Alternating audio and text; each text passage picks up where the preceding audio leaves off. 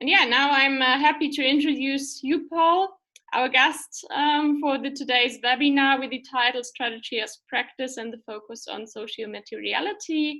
Paul is a leading scholar and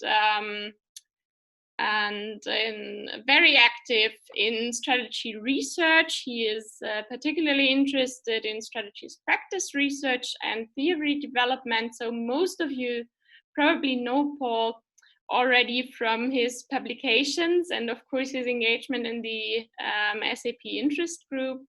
And he is currently professor at the University of Queensland. So thank you very, very much, Paul, for making this evening lecture possible today and for taking the time to share your knowledge and your ideas and thoughts on the topic of SAP and sociomateriality.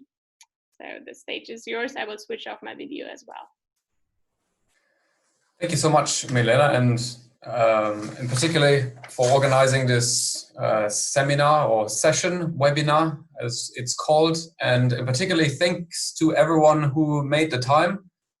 I know for some of you, it's pretty early. For others, it might be, even later than here in Queensland. So thanks a lot.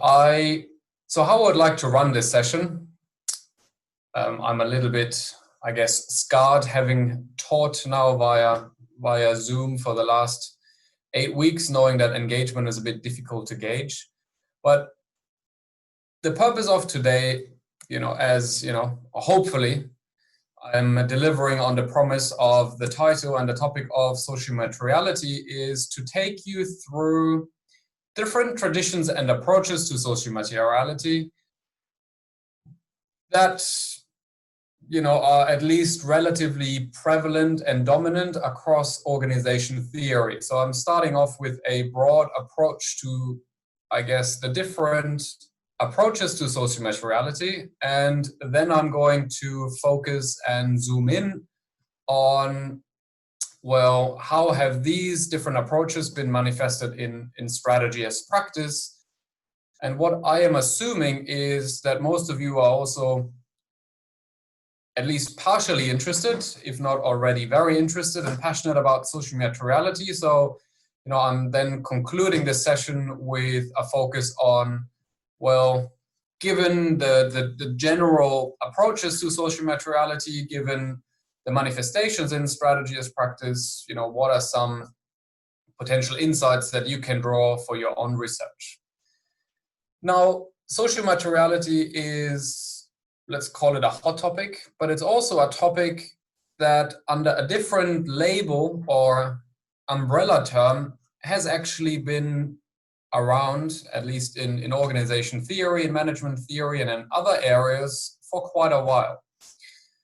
So what I'm trying to point to is that it's quite a challenge to actually draw it together. And my attempt today is to provide you with different approaches within that broader, let's call it, umbrella construct of sociomateriality, which then adds an additional challenge, which is that I don't want to make it as superficial as I'm just introducing some broad traditions, whilst at the same time not going into too much detail to actually, potentially lose you on some of the nuances that are actually underpinned or underpinning each of these traditions. So therefore, and I know that engagement via this sort of, computer-mediated interaction, which I understand adds additional complexity, right? So what I'm trying to say here is, please do, ask any question throughout the presentation, whether you would like me to elaborate a little more on a point, whether you would like, to comment on it on a particular point, or, get another example. So any question you have, please just ask them as we go along. At the end, of course, so I'm not planning to speak for 90 minutes. At the end, of course, we will have a lot of Q&A time, but if there's any urgent questions, by all means, feel free to just jump in. Via Zoom, I would actually like to gauge as well. I believe it is part of, I'm not sure whether it's part of your chat function, but I'd like to know whether you could give me maybe a thumbs up for those of you who already know sociomateriality, which then gives me a bit of an idea in terms of, where potentially the majority of you and where your headspace is at in terms of that topic.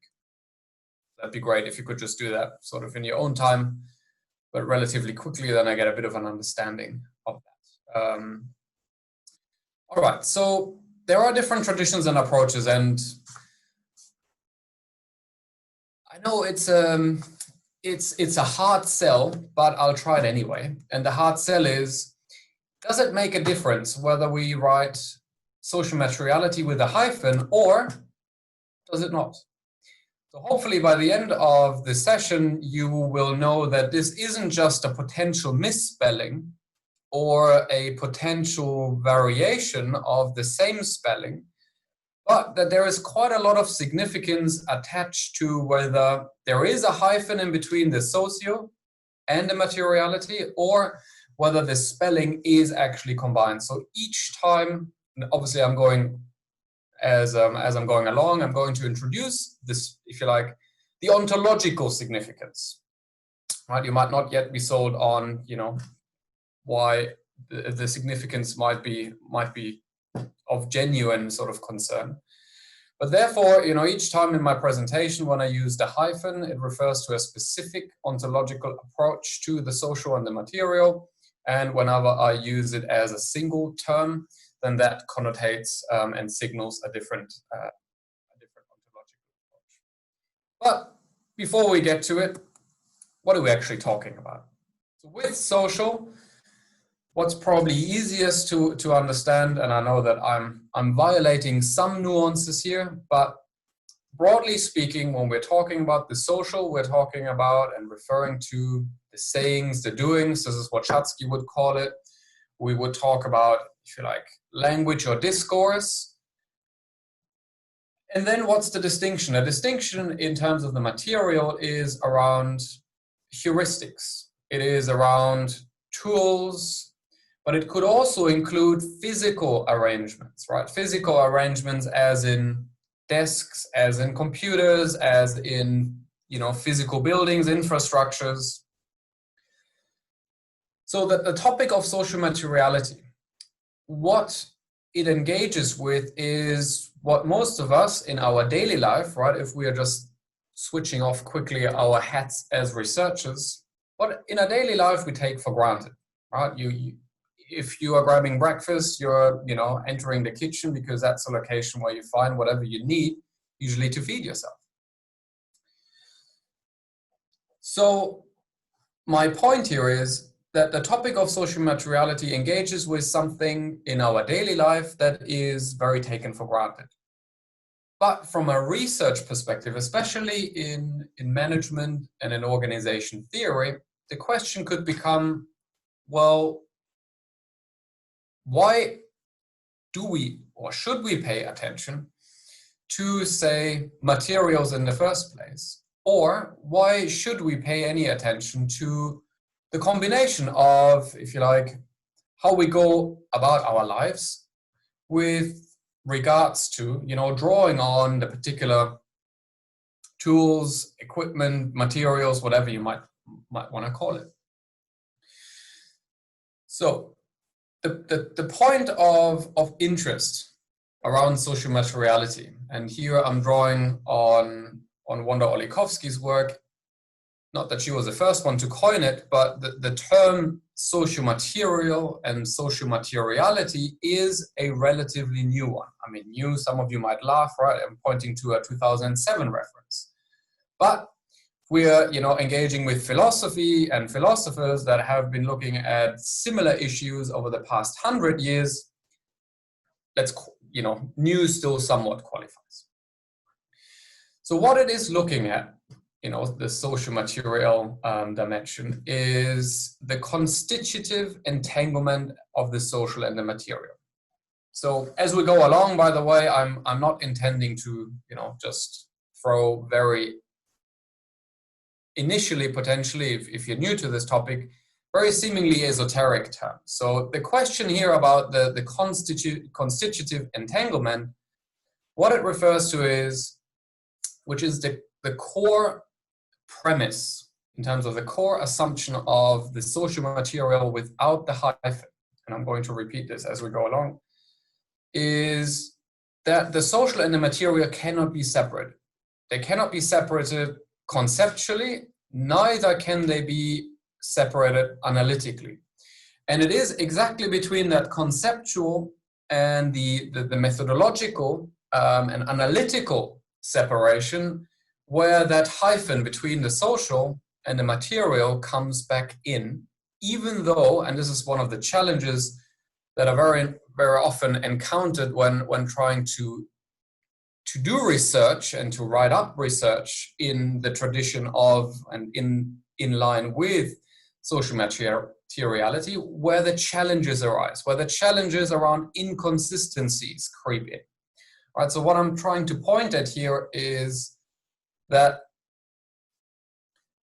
whilst one can recite, for instance, some of these statements, some of these definitions, as one engages in research, there is a genuine commitment that needs to be made, which is really quite difficult and challenging to do and to demonstrate on paper. So what I'm trying to do here is to hopefully,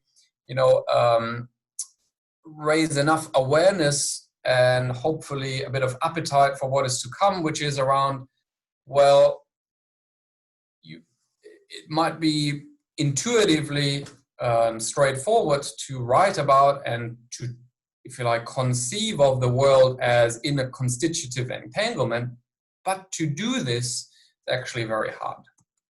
And we will explore why that's the case.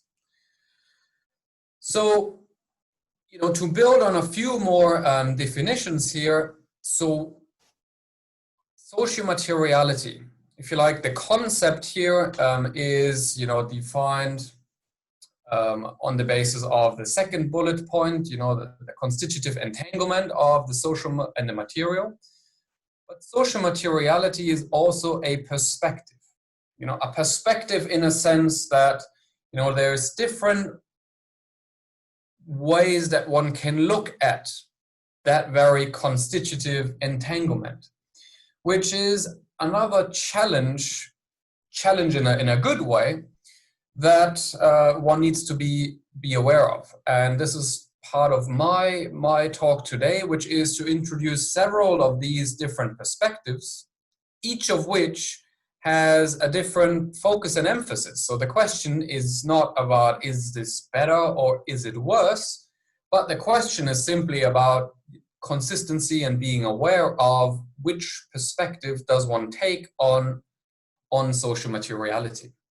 So if we take briefly, I don't want to dwell on it too much, these two definitions by in this case, Olikovsky, and the piece by Jozefkowski and Pinch,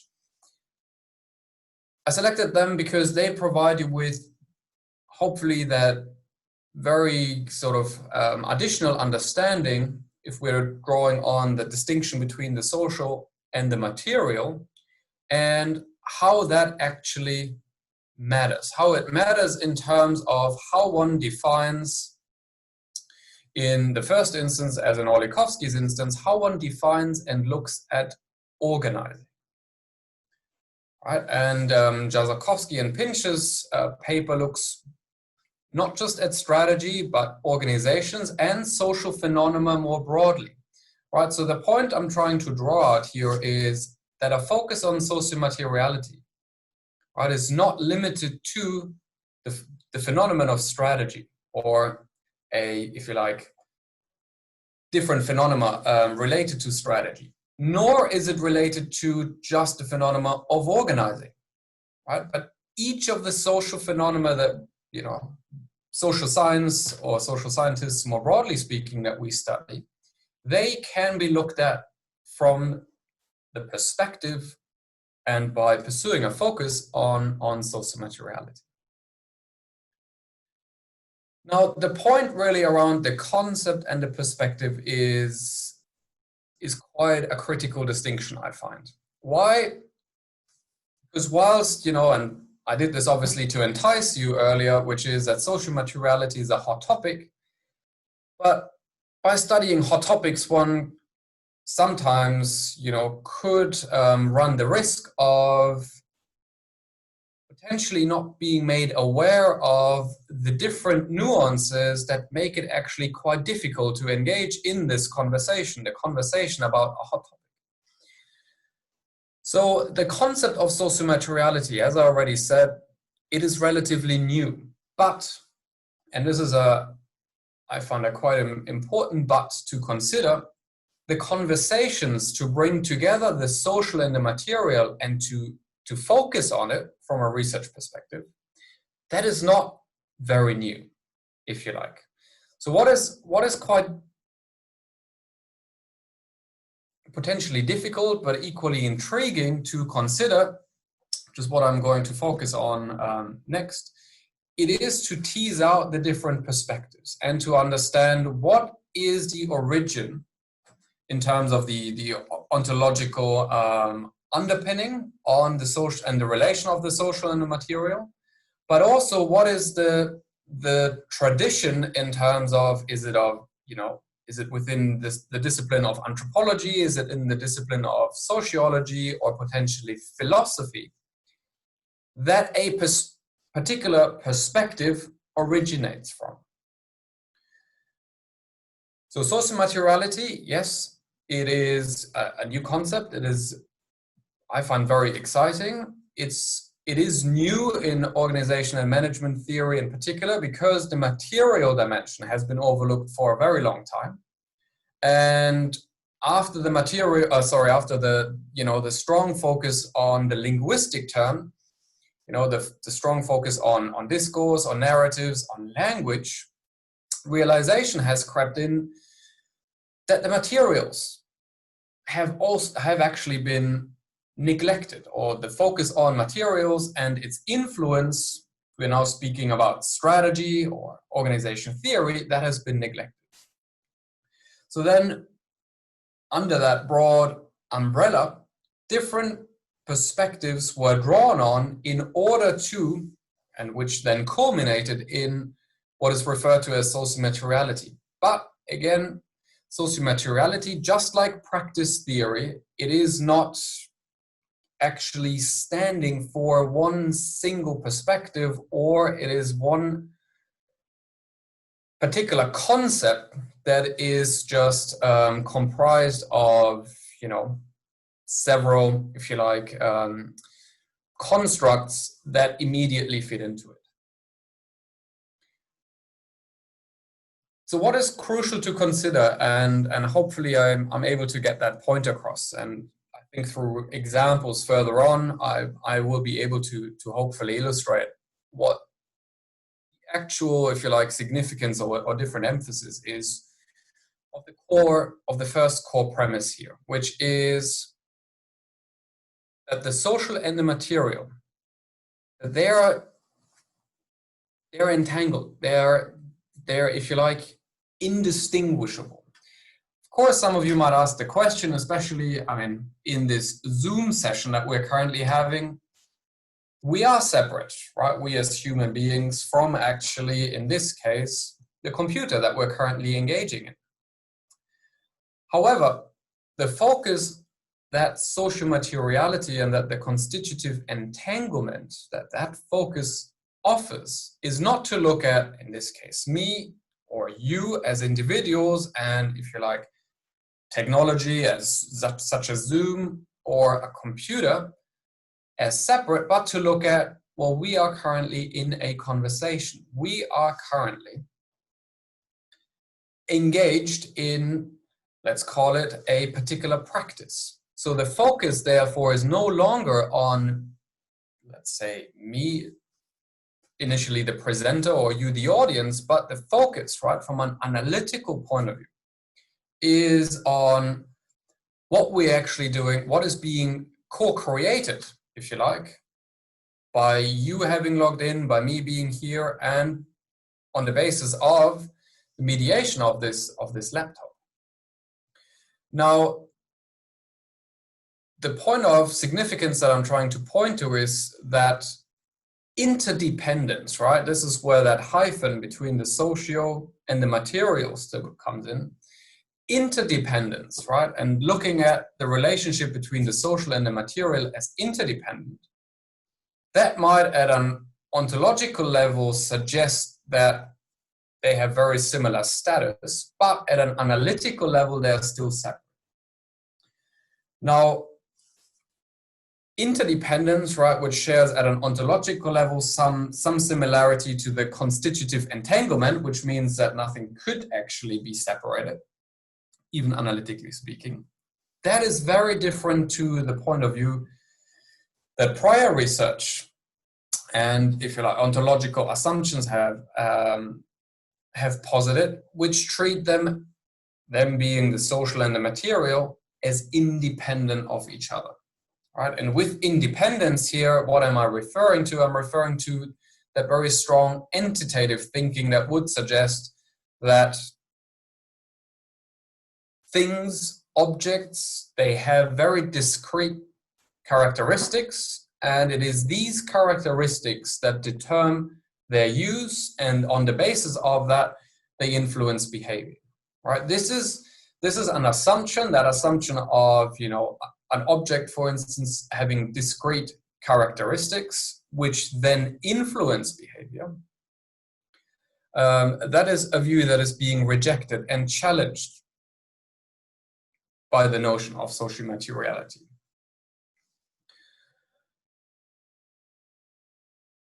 What, and this is a point already made, what the focus of sociomateriality, you know, in academia, everything is a conversation that, you know, obviously originates from somewhere. So what the focus on sociomateriality has brought as an additional dimension is, you know, the focus that has been neglected over the last, if we are going back to the years sort of 2000 and scholarship up to that point, that strong neglectance of the focus of materials. Some of you might obviously, if we're putting in a broader perspective, might suggest it's not that surprising. Right? I mean, by 2000, computers and other technologies have had, you know, obviously a strong influence, but they are certainly not as widespread as they are right now. So the point I'm trying to draw out is that as technologies became a lot more, if you like, prevalent in our daily lives, both work as well as in our sort of regular social lives and interactions, the interest and therefore the need to actually explore and explain phenomena that demonstrated that close relationship and entanglement between, you know, what we are doing and how we're doing things became of much greater interest. So the interest in sociomateriality is both explained on the basis of phenomena evolving and becoming a lot more prevalent that actually allow the study of the social material, not just the social. And at the same time, the debates in the literature, there was a strong recognition that, you know, there had been a lack of treatment of, you know, the material dimension over, you know, due to the overemphasis of, you know, the social dimension in explaining social phenomena. With social dimension, what am I referring to in organization studies? If you think of the linguistic turn, which sort of had its origins in the early 2000s or late 1990s, they are, you know, just a good example. They had all the right reason to, you know, shift conversations at that point in time to, you know, to consider language and the constitutive nature of language, but that at the time was already revolutionary enough to not, in addition, draw on material dimensions. Here again, I mean, and there is a few literature reviews which I'm citing later on, which are, you know, giving you an overview of perspectives of sociomateriality, which I'll come to it in just a second, which are not within the area of strategy. However, which are very relevant to and became, if you like, core pieces of work that have influenced debates within strategy and within other fields. Right? So other perspectives here.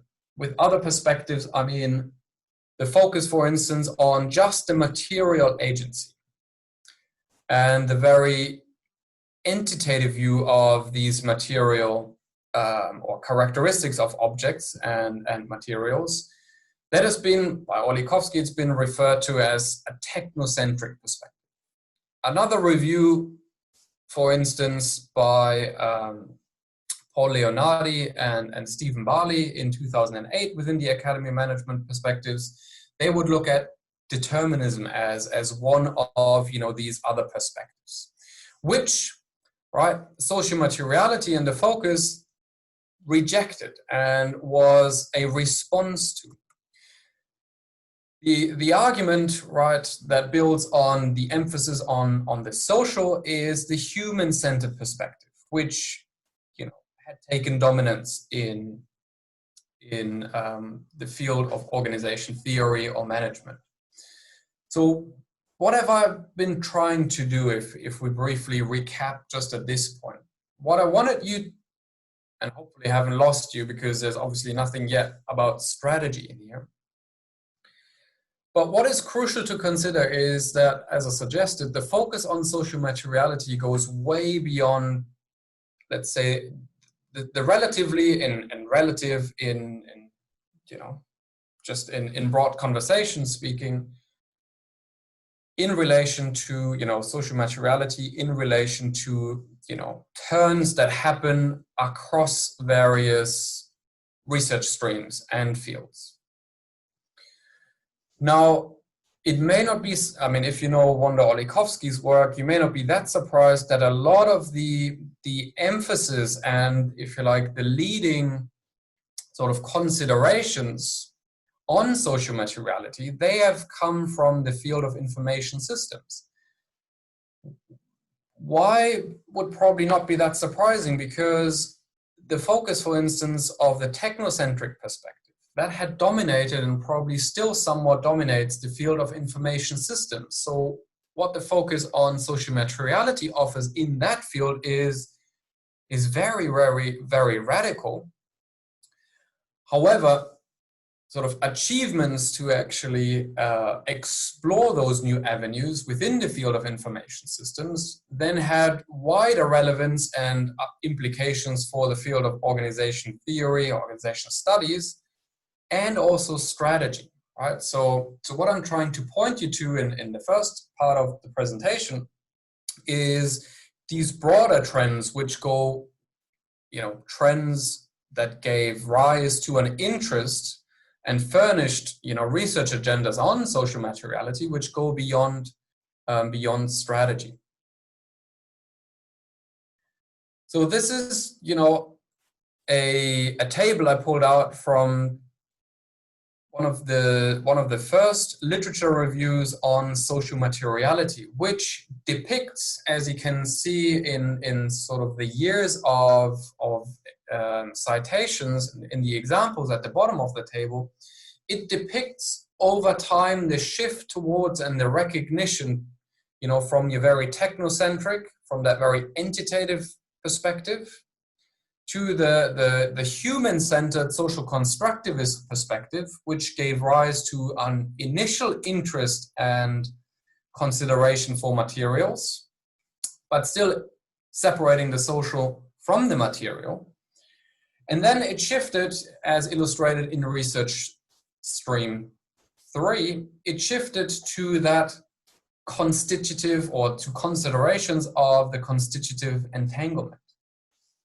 So some of you, depending on how wide read you are, especially under research stream 2 and research stream 3, you will recognize probably particular and very prominent research that had influenced the field at the time.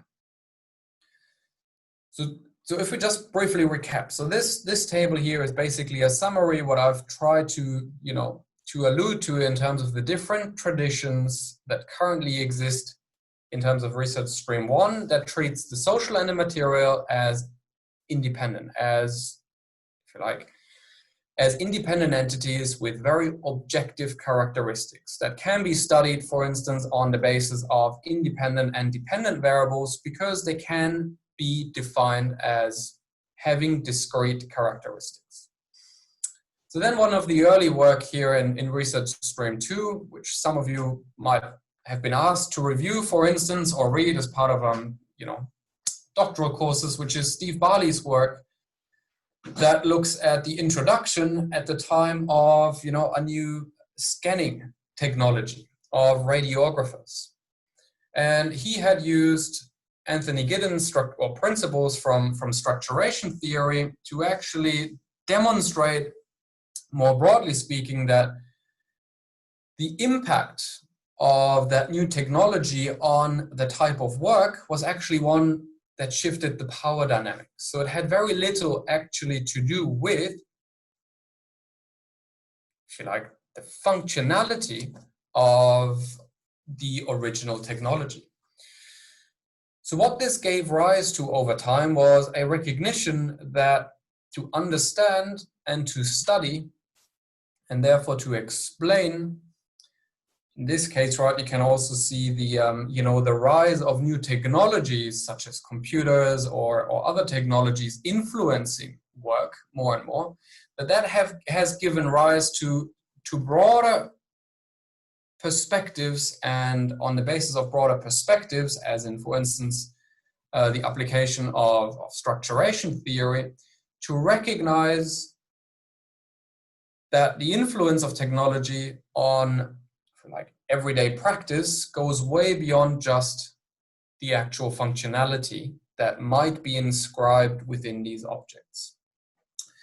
And so then where are we? And some of Calon's work might ring a bell in terms of actor network theory and some of these core principles, because they then shifted the recognition from not only creating an awareness that the influence of the materials, if you like, or objects doesn't just go beyond what some of their functionalities are, but it is also to recognize that they might actually do something in and of themselves, right? These objects and these technologies, which, actor network theory is prime and a wonderful example that actually offers, tools, frameworks in terms of a perspective to actually explore exactly, these material agencies that that objects might actually have. So if we're stepping back a little bit, what are we having?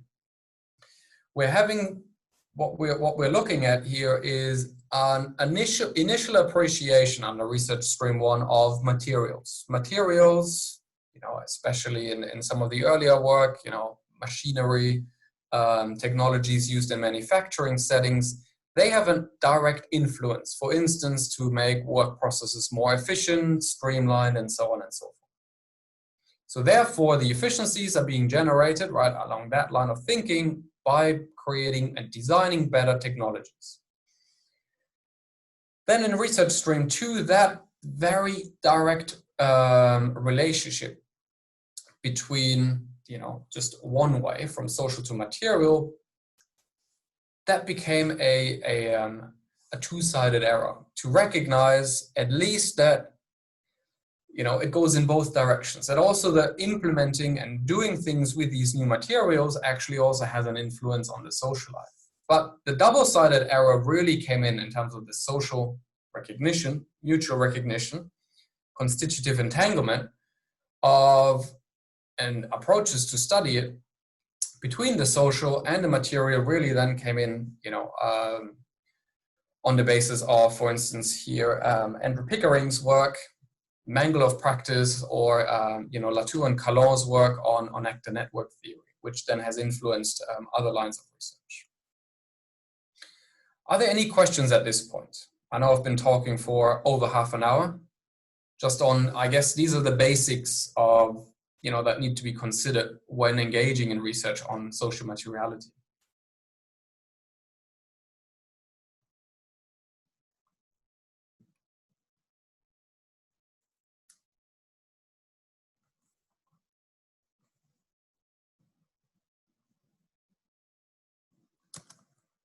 No? Okay. So then what I would like to focus on a little bit, which is then, you know, also setting up a little bit of a bridge to strategy as practice, is that initially, in particular within strategy as practice, there has been a focus on activities, right? And within activity theory, as sort of advocated by Vygotsky, for instance, and some of Paula Josepkowski's work very early on, you know, publications in 2003, for instance, they are very good examples of, and you know, and making very strong use of activity theory. So within activity theory, there is already an appreciation of tools, for instance, you know, that tools such as heuristics, that they alter reality. However, what you can still see here, which is why at the bottom I wrote here, you know, it still treats the tool as outside and separate from the moments of interpretation. Hence the hyphen. So then what we've got within practice theory, and here I'm using in particular Schatzky's and also Heidegger's work. What we have here is, you know, especially with Heidegger, I mean, you know, his work now dates back, close to 100 years. So we're, you know, very early consideration, and equally Marx, right? In his work, he had about values and materials and objects, had a very, you know, sort of unique perspective already and appreciation in terms of theorizing the notion of objects. So what we have here, right, especially in Schatzky's and Heidegger's work, is the foundations for sociomateriality, as in the constitutive entanglement of the social and the material. Now comes the however, right? So what we have, and that's really what I'd like to spend then some time on, and at least create some awareness of, is that under that label sociomateriality, without the hyphen, there are very different approaches within that. So if we are thinking of perspectives, the perspectives being technocentric or your human-centric approach to treat the social or the material with different emphases. And then you've got your, you know, your social material, either interdependence or constitutive entanglement relationship. But within that, right, within those that are treated as either interdependent, which is activity theory, or activity theory is an example of that. But then within, you know, I'm thinking here a little bit in terms of Russian dolls, within that social materiality, let's call it focus, that looks at the constitutive entanglement, you then still have very different approaches to how this is defined, explained, and therefore how it should actually occur. So what I pulled up is a definition here of Schatzky's work that is published in Organization Studies. And, you know, here Schatzky talks about, you know, an organization just like any other social phenomenon, which comes to bear, it is, you know, constituted in a bundle of practices. You know, a lot of you will know these definitions, which are also entwined with material arrangements. And then material arrangements, he later defines, you know, assemblages of material objects, of which human beings, right, people, are just one such object. Again, I don't want to go into too much detail of its significance, but just to, I guess, try and make the connection here that the focus or the reduction, right, in terms of emphasis of people, it is a shift away from the human-centric approach that, you know, treats the sort of the social as the most dominant, or as potentially the only dominant way to explain social phenomena. But then, and this is why I drew on Heidegger, so both Heidegger and Schatzky are within that broader umbrella of practice theory. But whilst Schatzky draws on Heidegger, they still have a very different approach to what they're trying to explain. So for Heidegger, it is the experience and, that very phenomenological tradition that sort of features and has, that features in Heidegger's work. So what the citation I put here by Riemer and Johnston, that is one that's published in MISQ, so Management Information Systems Quarterly, within a special issue on social materiality. And why did I select it? Because they take issue with the approach on social materiality as outlined earlier by Olikowski. Also takes direct issue with it, if you like. So what I'm trying to draw out here, that within the broader interest on social materiality, there is very different approaches to it, which are even from a very nuanced ontological perspective, that are not quite aligned. So therefore, right, so you might ask yourself the question, what am I going to do with this information? What I'm trying to point you to is that engaging in social materiality I find very exciting and very enriching. Yet, to do it well from a scholarly perspective, it requires not to necessarily know each of the distinct approaches there are, but it requires selecting the one and then being consistent with that one approach that one selects to build up the argument. And as this is the point here that I wanted to introduce by, for instance, leveraging Heidegger's line of thinking, as Riemer and Johnston do in a line of their research, if you wanted to look up some of their work, that is very distinct and offers a different, and therefore opens different possibilities compared to, for instance, leveraging Schatzky's work on exploring the social material dimensions of, for instance, practices. Here the citations. So within these approaches, again here really thinking of that sort of Russian doll approach to it, then there are specific concepts, right, that are drawing from different and distinct approaches to sociomateriality. So here I'm listing, for instance, Calon's work, Pickering's work. Some of you might be familiar with Barat's work or have heard of it.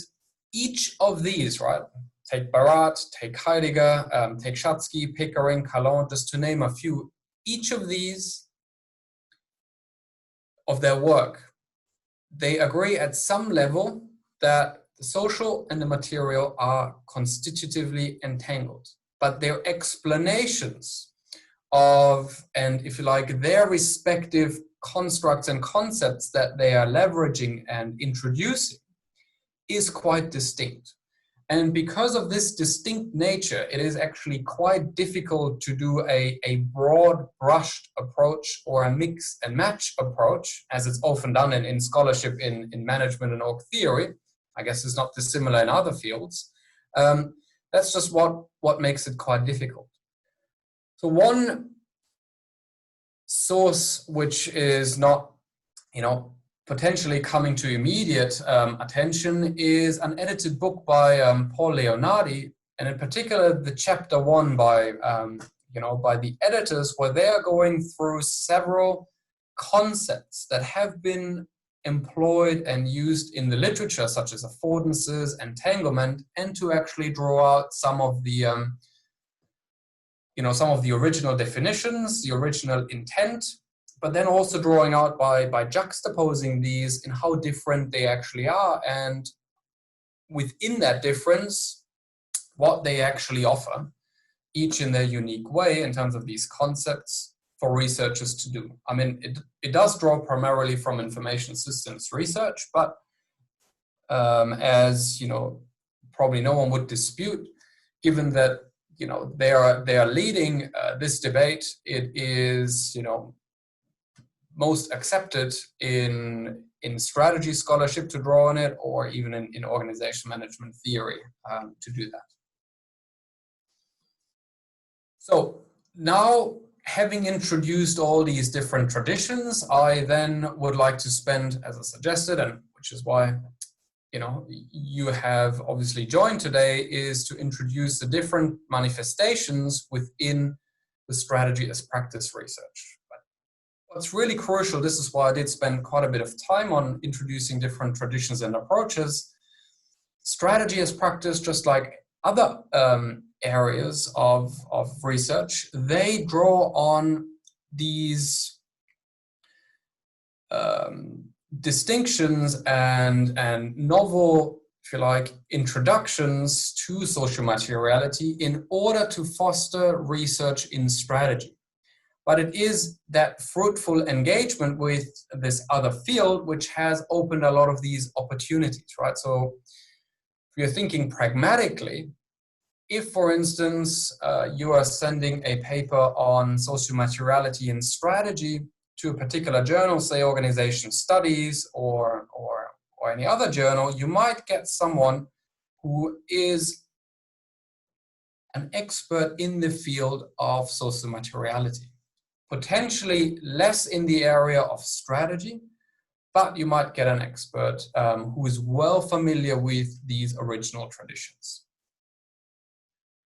Now, let's briefly recap, where did strategy as practice as a field come from? Again, this will just take a few minutes. It shifted, right, the emphasis of strategy from an organization as an entity to actually recognize strategizing, right, the activity as situated and as accomplished. So I alluded earlier already to Vygotsky's work. So Vygotsky, a linguist and philosopher, entered, or that work entered the field of strategy and management or theory to, and therefore gave rise to for instance, the linguistic term. So that was the first step in order for this, the focus on activities and on strategizing for research in strategy to then pay attention to. And here this is, it's not the best term, doing strategy with stuff. It's one that Richard Whittington had coined, which, does broad enough a job in order to avoid terms like objects or doing strategies with things, because we're using terms like objects or things, it can easily be sort of mistaken for the entative view of objects, which are heavily criticized and rejected at an ontological level. So as a result, right, within that, if we're looking at or treating it as a funnel, within strategy as practice, the interest in activities, a lot of it initially was on the basis of studying, discursive or narrative-based or metaphor-based manifestations of activities. That has then opened avenues to explore strategizing, on the basis of, and I'll just list a few here with a few examples, right, on tools, strategy tools, other heuristics, strategic plans, visuals, but also other materials, right, such as spreadsheets. So each of these, the tools, the plans, the visuals, the other materials, they all fall within that, broader interest that has, sort of swept through the broader field to recognize that to do strategy, as Richard would say in some of his latest work, Richard Whittington, if you want to do strategy, there is an expectation that you have to come, for instance, as a consultant with a PowerPoint slide, that one needs to be in a boardroom that has flip charts or a whiteboard. So that the question then is to explore, on the one hand, why is it, right? So to really unpack and focus on why is it that the practice of, for instance, doing strategic planning, that it requires flip charts in the first place. that is sort of one research stream, right? That we can see quite prominent at the moment. Another research stream, which a lot of the work that is currently cited here that they have explored, is to really unpack these episodes or events of doing strategy in relation to focusing on the materials, the entanglement. Now there is a but though, right? So the but here is that exploring strategizing with stuff, and these examples that I'm listing here, they're not necessarily examples of sociomateriality as in one word, as in the constitutive entanglement, right? These are all, not all, but primarily these are great examples of research that has looked at the social and the material, right? With that hyphen in between. I'll give a few more examples from my own work to illustrate what does it actually mean to have and to treat analytically the social and the material still as separate. So in order to give broad overviews of, how the, if you like, the social material character, how that has taken hold and taken foot within strategy as practice research, I'm drawing on, this is a review chapter that Jane Le and I did a few years ago, so therefore it's a little bit dated, but what we wanted to do is not to represent the state of the art of the field, but to demonstrate the different traditions which have influenced, different approaches that have influenced research to explore the material dimension of strategy research. So hopefully you can see it, here on the left, and I'm terribly sorry, this was my best ability to fight with a copy machine and then scan it, so it's still a bit quirky, right, in terms of the illustration. So these four approaches here, right, the communication approach, what we called it, the technology approach, the sense-making approach, or the positivistic approach, each of these is an indication of the different perspectives that we started out with today. That, for instance, the technocentric or the human-centric approaches, which, the human-centric approach would be, for instance, very strongly represented by the sense-making approach, the third one.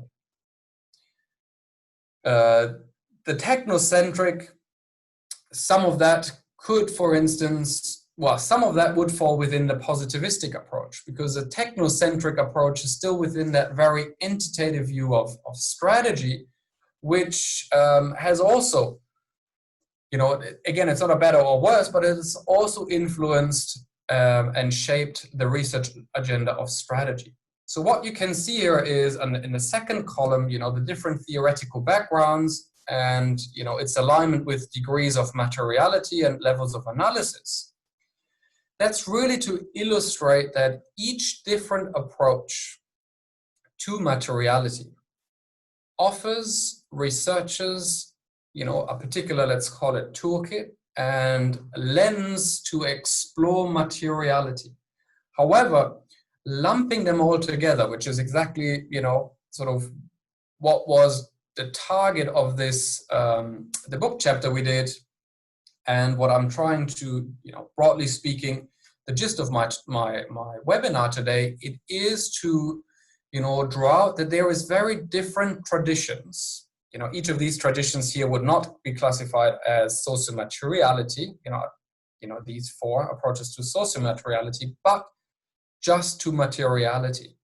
So by, for instance, citing within the same bracket in a research paper, work, if you like, across the board of each of these approaches, that would do a lot of injustice and therefore would raise huge alarm bells to if you like, reviewers, because it violates that each of these papers is actually based on a different approach to, in this case, materiality.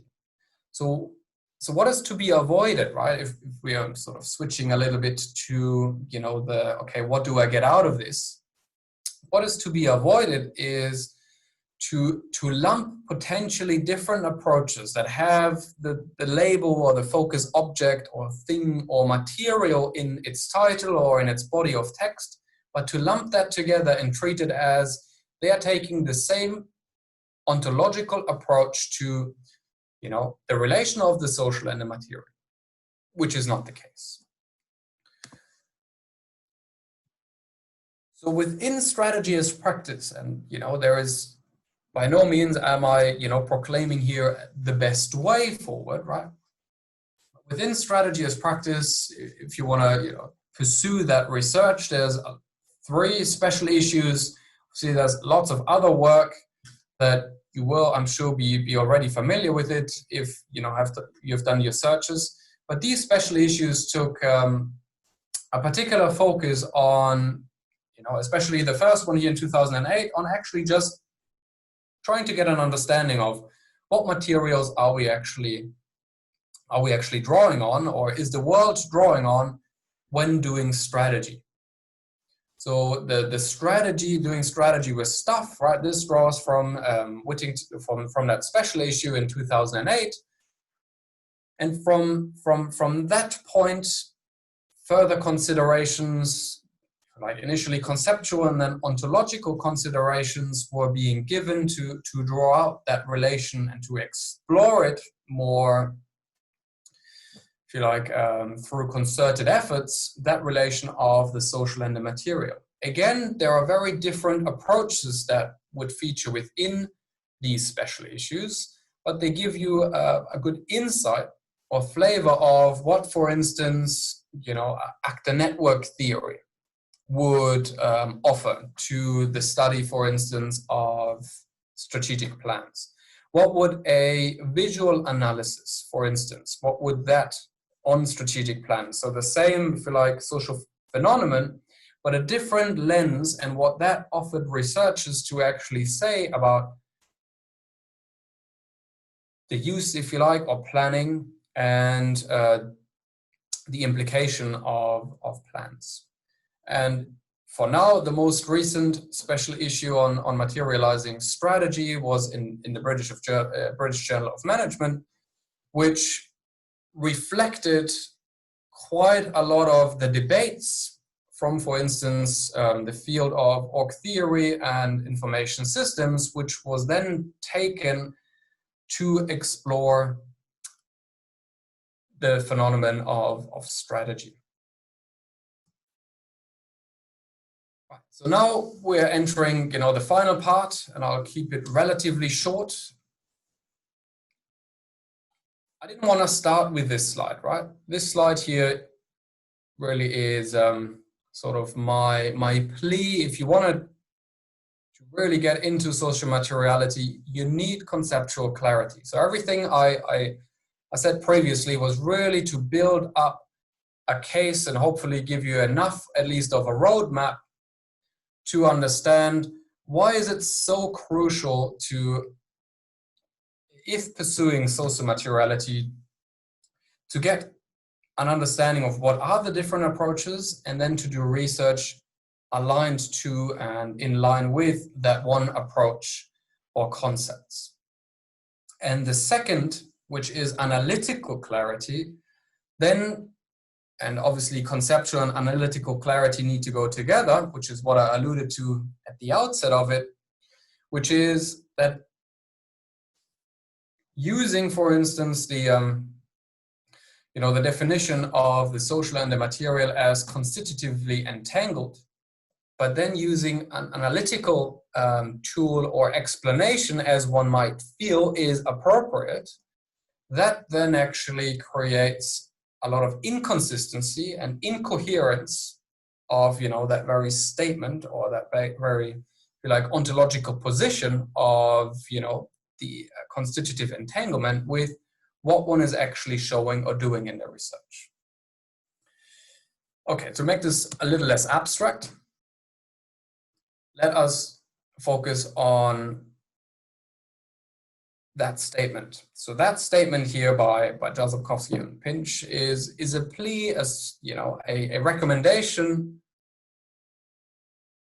to pursue research on strategy or other social phenomena by taking sociomateriality into account. But, and here is, you know, the but, what needs to be really taken into consideration is whether one takes and draws from the approach, for instance, as proposed by Heidegger, and sticks with it as for that one project or for that one paper or multiple papers. Or, for instance, the tradition of Schatzky, because it's not just pulling out a citation, for instance, from Heidegger's work or from Schatzky's work that would actually do justice to the, you know, the foundations and the commitment that these, you know, advocates have done and foundational thinkers about that, you know, relatively challenging topic of, you know, the relation of the social and the material. So that's really, really crucial to consider. Which of these, if you like, approaches, in this case, you know, if we're talking about umbrellas or umbrella philosophies, they broadly agree, right, within, say, you know, a relational ontology. They broadly agree, if you like, Heidegger, Barat, Schatzky, Callot, and Pickering, in how the world is made out of, you know, what the ontological assumptions are. But that's not it, right? Each of their work, and usually it is, you know, a series of work that one needs to read and engage with in order to leverage or to draw on conceptual toolkits. It really requires to get these nuances and to leverage, not to mix and match between these different, you know, Heidegger's or Schatzky's or Barat's work, different concepts, because they have, you know, such different explanatory commitments that are not immediately compatible. And the second one, you know, second point around conceptual clarity is to stick with, you know, so then building on just what I said, you know, to stick with and be consistent with employing particular concepts, for instance, that help to explain sociomateriality. So the concept sociomateriality is, because of these very different approaches to it, it is rather laden, right? So how does one tackle it? One does it by then drawing on, you know, selected concepts and to stick with them. Then Leonardi offered or suggested two approaches, you know, to sociomateriality. The first one would be more closer associated with a focus on, you know, sociomateriality with the hyphen, so that still not ontological but analytical separation of social materiality. And the second approach here, really focus in on, if you like, the practice without distinguishing between, if you like, the social and the material. That then would offer and generate focus on sociomateriality as in one word. So what I quickly want to do, and some of you might be familiar with some of my work, is, you know, I haven't used, because, you know, the word sociomateriality has come in sort of over time, but the focus of the social and the material has been around for a long time. So one of my earlier work, and it draws on the concept of textual agency. So that is within that communication approach. So textual agency, and why did I draw on that figure? Because you can see here, there is still that very analytical separation, could even argue ontological separation, between the plan, that material artifact, and what people actually do. So the discussions over time. So this is one of the examples of, you know, still that socio-material approach, with the hyphen that distinguishes the two. Another example, and here I just quickly wanted to draw out that one can draw on, for instance, multimodality or other linguistic resources to explore the role of materials, for instance, as we've done in, this is part of the special issue, just one of many examples on, if you like, approaching materiality and sociomateriality. But what we have here, and you can see it on top, under A, constellation of semiotic resources, by virtue of analytically, right, distinguishing between the semiotic resources, we are still sort of in that approach of sociomateriality. And any multimodal approach would still be, would still be an example of, that analytical distinction between, well, there is the human interpretation of, for instance, a material. Wouldn't go as far as to say that the material has innate characteristics, but it is still recognizing, just like the earlier example of the plan, it's still recognizing that there is meanings attributed and created which reside within, the humans of those materials.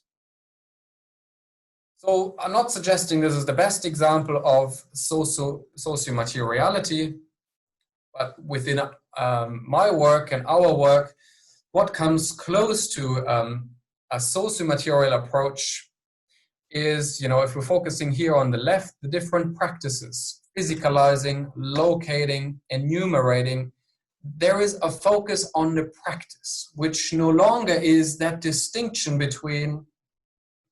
So these are all the physicalizing or locating. If you're not familiar, which some of you obviously might not be, with that work, it draws on research on reinsurance underwriters who use, for instance, photos or spreadsheets as part of their regular work. So rather than just looking at what they're doing with these objects, like what meanings they might attribute to them, we focused on the practice, as in what is happening within that moment, that within that constitutive entanglement, which at a theoretical level, we then focused on, if you like, different levels of abstractions or substitutions. So I'm not suggesting this is necessarily the best work on or to illustrate sociomateriality, but it is one that is trying to at least get close to the, if you like, the promise of that constitutive entanglement.